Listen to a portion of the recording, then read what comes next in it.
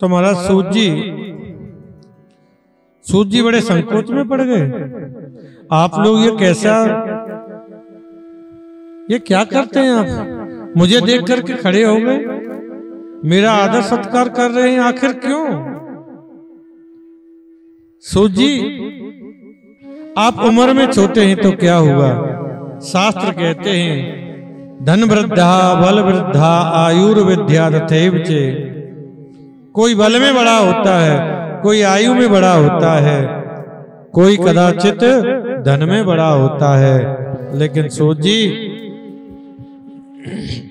जो ज्ञान में बड़ा होता है वही सबसे बड़ा होता है। जो ज्ञान में बड़ा होता है वही सबसे बड़ा होता है। इसलिए सूत जी आप देखने में छोटे लगते हैं, लेकिन ज्ञान रूपी अज्ञान रूपी अंधकार जो मनुष्य के हृदय में बैठा हुआ है उसे दूर करने के लिए आप करोड़ों सूर्यों के समान हैं। इसलिए ऐसी सुंदर कथा हमें सुनाओ, ऐसा कोई मंगलमय प्रसंग हमें सुनाओ जिसे सुनकर के संसार के लोगों के कष्ट की निवृत्ति हो जाए और गोविंद की प्राप्ति हो जाए। कृष्ण प्राप्ति करे शाश्वत साधनम, ऐसा कोई साधन बताएं। संतों के पास में जाकर के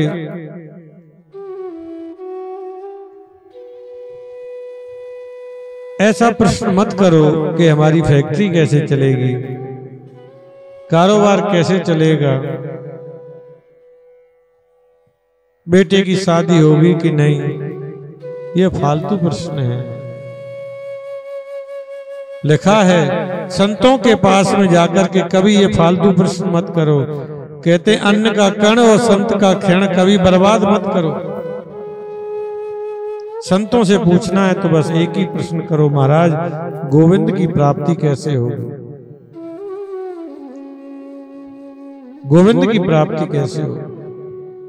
सौनकादि ऋषियों ने सूत जी से यही पूछा कि संसार के लोगों को कृष्ण की प्राप्ति कैसे हो भगवान, ऐसा साधन बताओ कि गोविंद से कैसे मिले।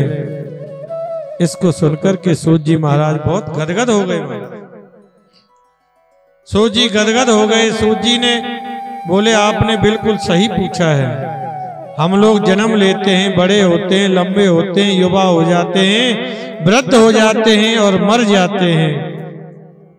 जीवन के पहलुओं को कभी हमने समझने का प्रयास नहीं किया। लोग जीवन को ऐसे ही बर्बाद कर देते हैं।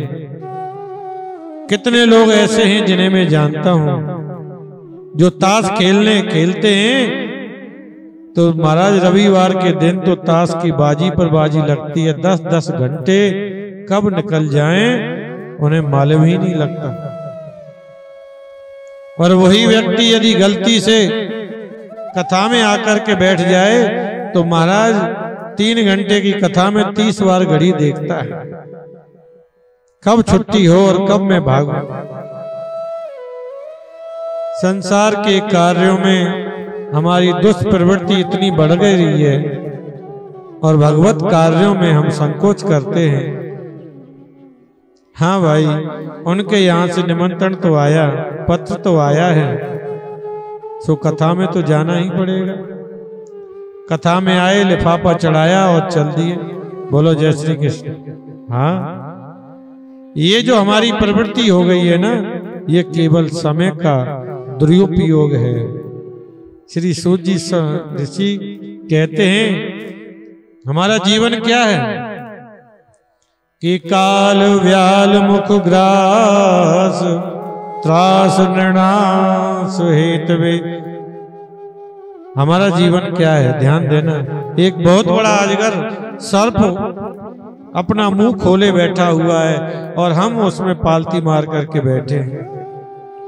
और मेरा शरीर सुरक्षित कब तक है? जब तक सुरक्षित है तब तक कि वो अजगर सर्प अपने मुख को बंद ना कर ले।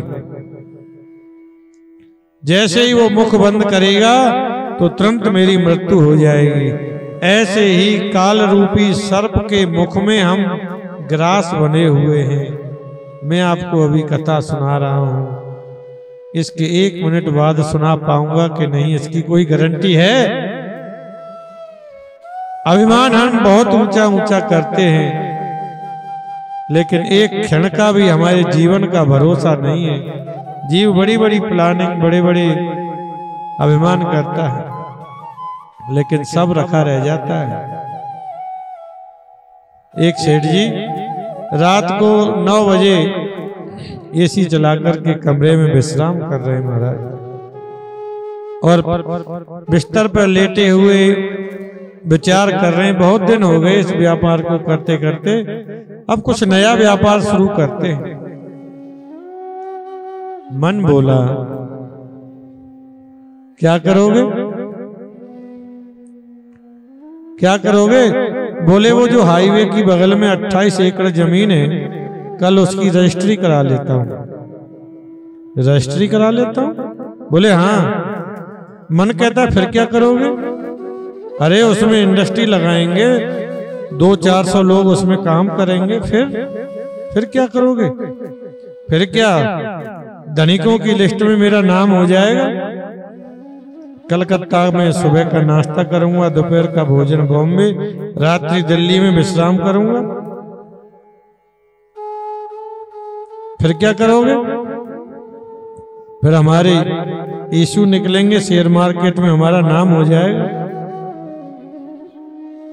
9:30 बजे लेटे लेटे सोच रहे, और 9:45 बजे हार्ट अटैक हो गया, राम नाम सत्य हो गया। सोचना बेकार चला गया।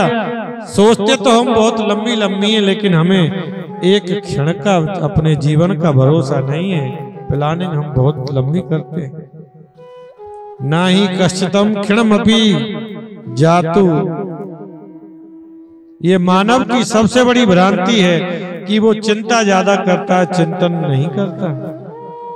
जीवन में भैया चिंता को मिटाओ और चिंतन को बढ़ाओ, यही मुक्ति का साधन है। अब चिंतन कैसे बढ़े और चिंता कैसे मिटे, ये सिखाती है हमें भागवत कथा। चिंता से कैसे मुक्ति हो, ये सिखाती है हमें भागवत कथा। यही मुक्ति प्रदान कराती है। श्री सूत जी कहते हैं कि भागवत की कथा श्रवण का अधिकार तो कभी कभी देवताओं को भी नहीं प्राप्त होता। एक बार देवताओं को जब पता चली कि राजा श्री परीक्षित को सुखदेव जी भागवत रूपी अमृत पिला रहे हैं, तो महाराज वो अपने यहाँ अमृत कलश को लेकर के आए। सुखदेव जी से बोले, महाराज जी आप क्या कर रहे हैं? बोले सुखदेव को भागवत अमृत पिला रहे हैं। तो देवताओं ने कहा महाराज सुखदेव को ये स्वर्ग का अमृत पिला दीजिए, स्वर्ग का अमृत पिला दीजिए, जिससे परीक्षित सुरक्षित स्वस्थ हो जाएंगे, और हमें कथा रूपी अमृत पिला दीजिए, जिससे हम अमर हो जाएंगे, मुक्त हो जाएंगे। सुखदेव जी ने उनको अभक्त समझा, भक्त नहीं समझा, अभक्त समझा, और सोचने लगे कहाँ एक मणि और कहाँ एक कांच का टुकड़ा, इन दोनों की बराबरी कहीं हो सकती है क्या? इसलिए सुखदेव जी ने मना कर दिया। महाराज देवता बोले महाराज आपने बस करना कुछ नहीं है, अदला बदली तो करनी है। एवं विनीय जाते सुधा राज्ञा। अच्छा सुखदेव जी मन में सोच रहे हैं कब कथा कब सुधा कब कथा लोके, कब कांच कब मणिर महा। ये कहाँ एक कांच का टुकड़ा और कहाँ एक मणि, इसकी बराबरी नहीं हो सकती। अरे भैया स्वर्ग के अमृत को पीने के बाद में भी इस मृत्यु लोक में आना पड़ता है, गिरना पड़ता है। स्वर्ग में जाकर के वहां के अमृत का पान करने के बाद में भी व्यक्ति को गिरना पड़ता है। पुनरप जन्मम पुनमप मरणम पुनरप जननी जठरे सैनम। लेकिन भागवत अमृत का पान जिसने कर लिया उसका तो आवागमन का कुचक्कर हमेशा के लिए छूट जाता है, हमेशा के लिए मिट जाता है, आवागमन की छुट्टी हो जाती है महाराज। इसलिए तो कहा है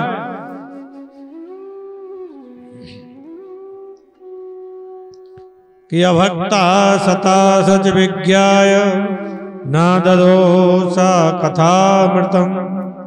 श्री सुखदेव जी ने देवताओं को अभक्त समझा, उन्होंने कथा का अमृत का पान नहीं कराया। लघु नाम जातानी गौरवेण इदम महित। भागवत का देवताओं ने ब्रह्मा जी को जाकर के महाराज शिकायत कर दी। कहा कि सुखदेव जी के पास हम गए थे, उन्होंने भागवत रूपी अमृत कथा नहीं सुनाई हमें, और स्वर्ग के अमृत को भी ठुकरा दिया महाराज। तो ऐसा क्या है भागवत में, जरा देखें तो सही। तो ब्रह्मा जी ने कहा भैया देखो, ब्रह्मा जी ने तराजू लिया और तराजू लेकर के जैसे ही तोलने लगे, एक पल्ले में भागवत जी को विराजमान किया गया महाराज, और एक पल्ले में धर्म संस्कारों के समस्त साधनों को रखा।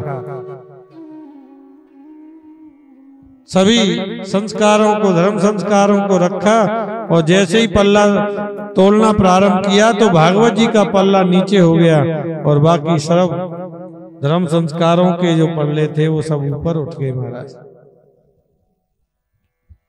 ब्रह्मा जी ने कहा अरे पागलो, ये कोई पोथी नहीं है, ये कोई किताब नहीं है, भागवत तो स्वयं कृष्ण है। श्रीमद् भागवता साक्षात इति प्रत्यक्षम कृष्ण एव ही, साक्षात कृष्ण स्वरूप श्रीमद् भागवत है। इसका श्रवण करने से जीवन धन्य हो जाता है। नारद जी ने जन में इसका प्रचार प्रसार करने के लिए अपने पिता ब्रह्मा जी से इसका अध्ययन किया। लेकिन सप्ताह श्रवण की विधि क्या है, ये तो नारद जी ने संत कुमारों से सुनी, महाराज संत कुमारों से सुनी थी। और सुखदेव जी बोले हमने तो सुना है वो संत कुमार ज्यादा घूमते नहीं, और नारद जी के बारे में सुना है वो एक जगह टिकते ही नहीं। फिर ये दोनों का मिलन कैसे हो गया, ये तो प्रसिद्ध है। और भागवत की कथा में यदि मन चंचल है, मन में कई कई प्रकार की बातें हैं, तो फिर कथा का आनंद नहीं हो सकता। भागवत की कथा में 5 बातों का हमेशा ध्यान रखना जरूरी है। वो 5 बातें क्या हैं वो बताते हैं। 5 बातें कथा के लिए